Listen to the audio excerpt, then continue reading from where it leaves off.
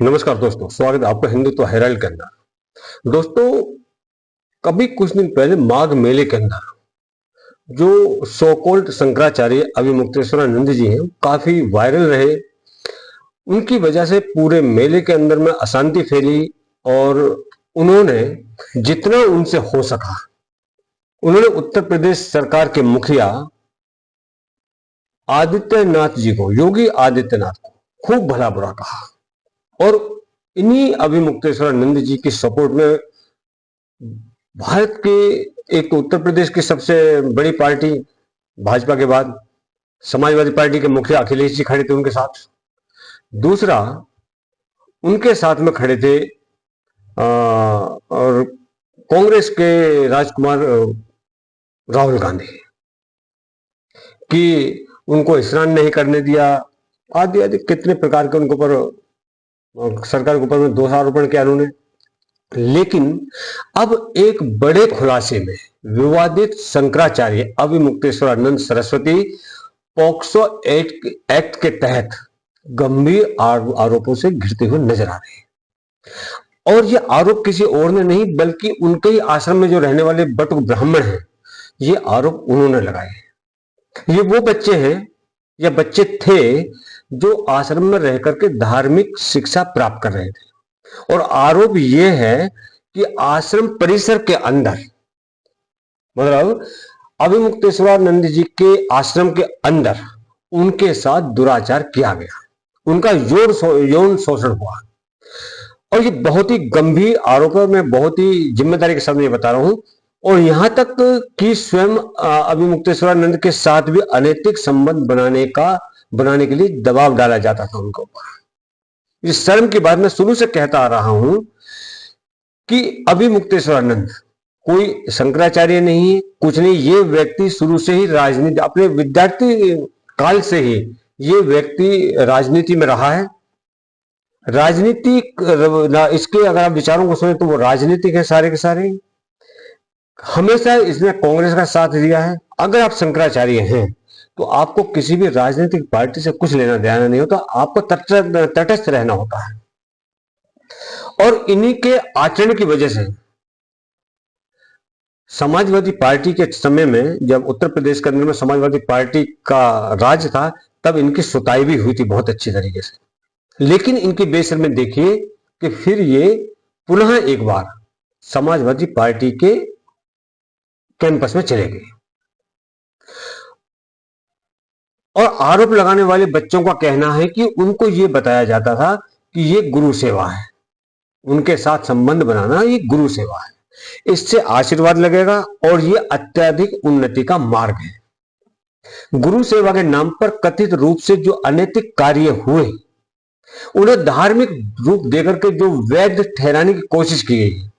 और आरोप यह भी है कि अभिमुक्तेश्वरानंद के बहुत ही करीबी शिष्य हैं मुकुंदानंद इस पूरे प्रकरण में शामिल थे। मुकुंदानंद पहले स्वयं बच्चों के साथ आपत्तिजनक कृत्य करते थे और फिर उनको समझाते थे कि यही गुरु सेवा है, यही गुरु दक्षिणा है। पहले वो स्वयं उस प्रकार का कार्य करते थे ताकि बच्चों को सिखा सके कि कैसे क्या काम होगा, और बाद में बच्चे उसी प्रकार से वो कार्य करते थे।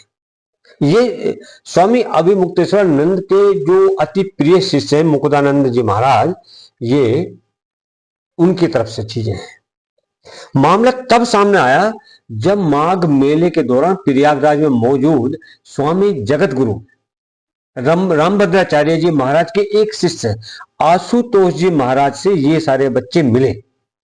अब ये बच्चे कुछ बड़े हो चुके हैं और उन्होंने आशुतोष महाराज से कहा कि जब वो नाबालिग थे, जब वो छोटे थे, तब उनके साथ आश्रम में दुराचार हुआ।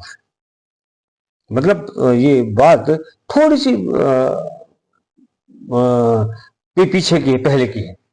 उन्होंने ये भी कहा कि यदि वो औपचारिक शिकायत करेंगे, आज भी अगर वो औपचारिक शिकायत करते हैं तो उनकी जान को खतरा हो सकता है। और इसलिए उन्होंने आशुतोष महाराज से सहायता की गुहार लगाई, क्योंकि उनको भी मालूम है, जो बटुक हैं जिन्होंने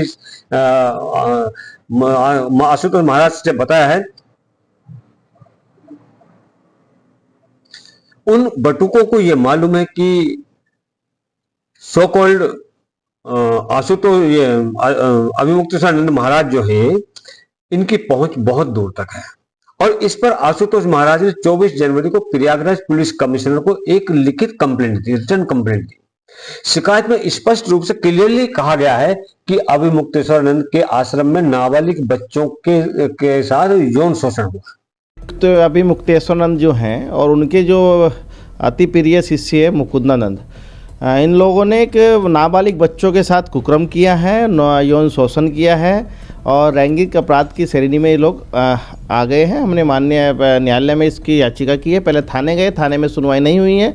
पुलिस के काफ़ी हम अधिकारियों से मिले, नहीं हुई है, तो माननीय न्यायालय में हम लोगों ने अपनी गुहार लगाई है और न्यायालय ने 28 जनवरी को हमारी याचिका प्रार्थना पत्र को स्वीकार करते हुए उसमें 7 तारीख पुलिस की रिपोर्ट मंगाई थी। पुलिस की रिपोर्ट सही नहीं आई, फिर उसके बाद कमिश्नर से जांच के आदेश दिए थे और आज उसमें पुलिस रिपोर्ट पहुंचने की पूरी संभावना है और उसके बाद अंतिम आज बहस होगी।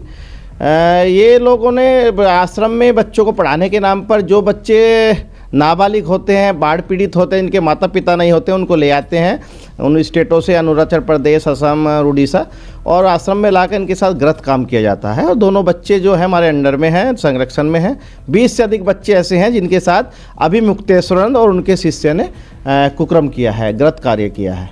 और हमारे पास सारी वीडियो जो कमरों में गंदा काम करते थे, मुकुंदानंद पहले कहता था कि इस तरह का काम करो, गुरु सेवा है, पहले खुद वो अभिमुक्तेश्वर गलत काम कराता था ताकि बच्चों को सीख सके। बच्चे उसी प्रकार वो कार्य करते थे। वो सारे बच्चों ने हमें सब एविडेंस दिए हैं, हमें दिया और हम न्यायालय में इस पर अपनी बात रखी है।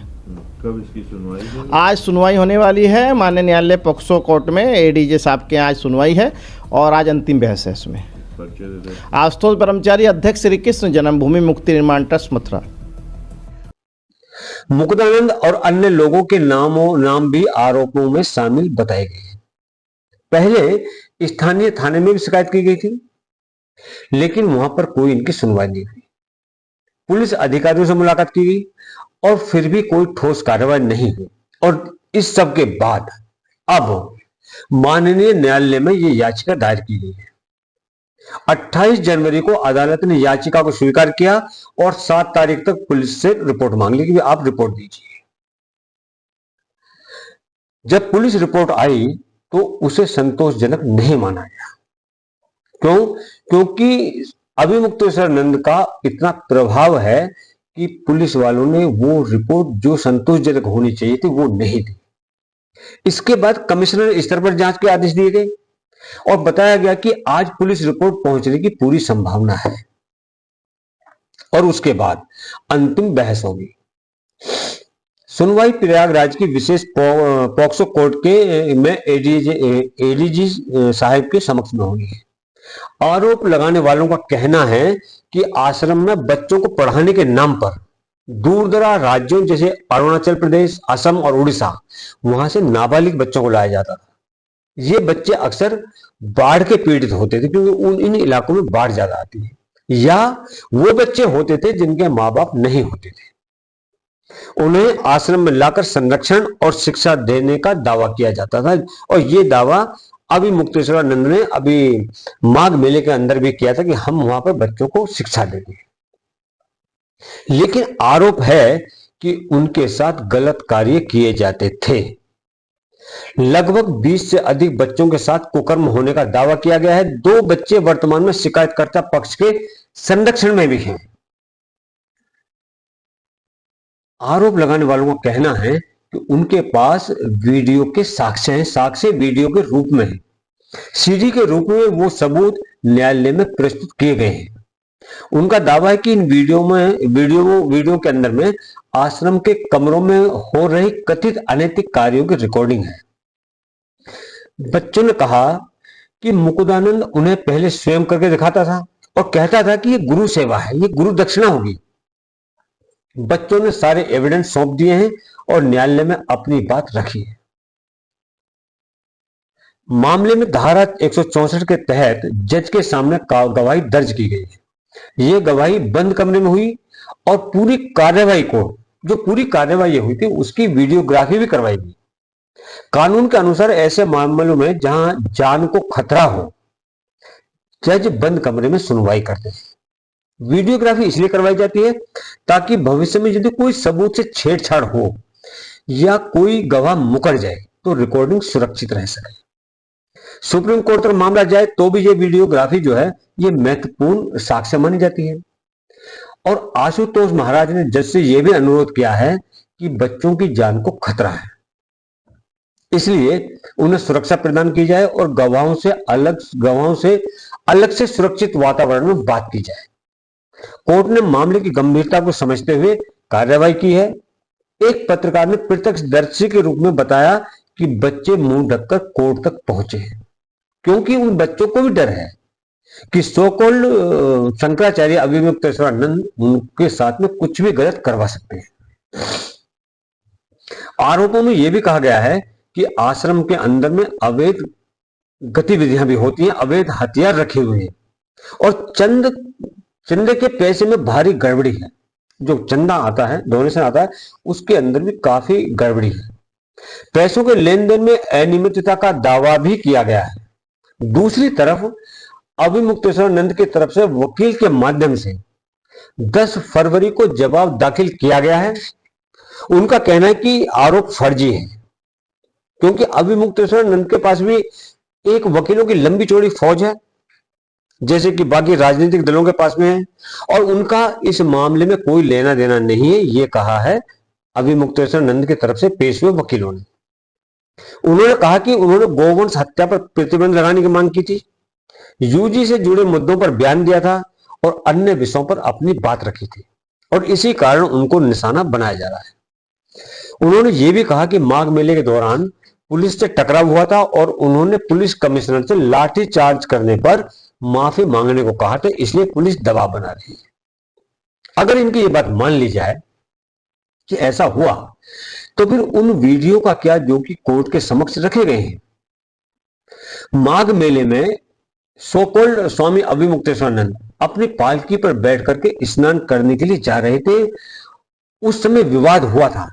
कुछ लोगों का कहना है कि यदि पुलिस इस मामले में कार्रवाई करती है तो इसे बदले की कार्रवाई माना जाएगा, इसलिए पुलिस सतर्क थी। पॉक्सो एक्ट के तहत सामान्यतः तत्काल गिरफ्तारी का प्रावधान होता है।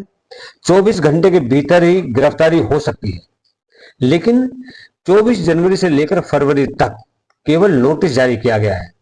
आश्रम में पूछताछ के लिए पुलिस भी नहीं गई क्योंकि आश्रम का एक अपना औरा होता है, तो उसमें कुछ खलल ना पड़े, उसकी बदनामी ना हो, इसलिए पुलिस वहां नहीं गई, ऐसा कहा जा रहा है। उत्तर प्रदेश सरकार और पुलिस इस मामले में बहुत ही ज्यादा सावधानी बरत रही है कि जिससे कहीं कुछ गलत ना हो जाए। अब इस सारे मामले में जो आरोप लगाने वाले बटुक हैं, जो बच्चे हैं, यानी जो सो कॉल्ड शंकराचार्य अभिमुक्तेश्वरानंद के ही शिष्य हैं, वो जो ये आरोप लगा रहे हैं, अब देखना होगा वो सीढ़ी जो उन्होंने कोर्ट के सम्मुख पेश की है वो सच्ची है, आरोप लगाए गए वो सच्चे हैं या गलत है, तभी कुछ फैसला कोर्ट भी करेगा। यह मामला एक संत और महंत से भी जुड़ा है। सभी जानते हैं कि स्वामी अभिमुक्तेश्वरानंद शंकराचार्य नहीं है, ये अभिमुक्तेश्वरानंद एक छलावा का है, लेकिन फिर भी वो है तो एक संत के चोले के अंदर ही। और यदि आरोप सिद्ध होते हैं तो ये एक बहुत ही ज्यादा गंभीर बात होगी, और यदि आरोप झूठे साबित होते हैं तो झूठा आरोप लगाना भी उतना ही बड़ा अपराध माना जाएगा। अब अंतिम निर्णय न्यायालय करेगा। सबूतों, वीडियोग्राफी, गवाहों और पुलिस रिपोर्ट के आधार पर आगे की कार्रवाई तय होगी, लेकिन तब तक निष्कर्ष पर पहुंचना तो उचित नहीं है। लेकिन जो ये राजनीतिक दल, जो राजनीति के बड़े बड़े दिग्गज सो कॉल्ड शंकराचार्य स्वामी अभिमुक्तेश्वरानंद के सपोर्ट में खड़े थे, आज उनके मुंह से एक शब्द नहीं निकल रहा है। आप सब लोग भी इस पर विचार कीजिए। अगर आपको वीडियो अच्छा लगा है तो लाइक कीजिए, चैनल को सब्सक्राइब कीजिए और अपने कमेंट अवश्य लिखिए, क्योंकि आपके कमेंट से हिम्मत बढ़ती है सच्चाई को सामने लाने की। तो अपने कमेंट अवश्य कीजिए। धन्यवाद। जय हिंद, जय भारत।